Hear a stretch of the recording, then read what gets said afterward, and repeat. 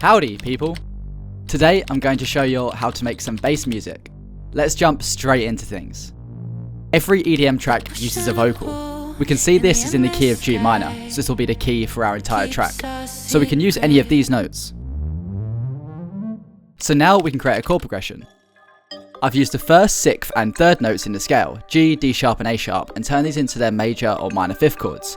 You can simply do this by skipping a note and adding a note and skipping a note and adding a note in the scale, then revoicing these chords by shifting notes up and down octaves. Then we can take a bass sound and copy the root notes of our chords. Now the track's going to completely change. We'll create a top line melody using the notes in the scale.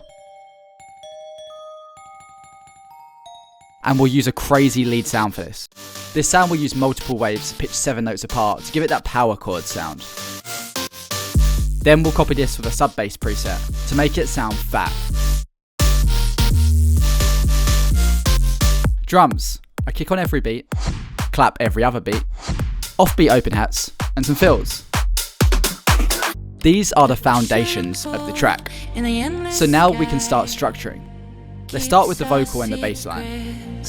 Then add the chords and a clap to add some rhythm. Now let's add a build-up loop. We'll add the lead and automate the low pass filter on this to fade it into the drop. Let's also add a high pass sweep to the master just before the drop.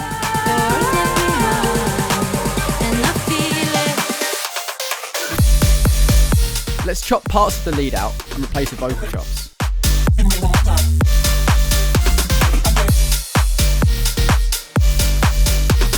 And some random chord stabs because why not? And that's how you make bass music. The full track, Afterlight, is out now on all platforms. Make sure to check it out using the link in the description of this video. And thanks for watching. Make sure to like and subscribe for more.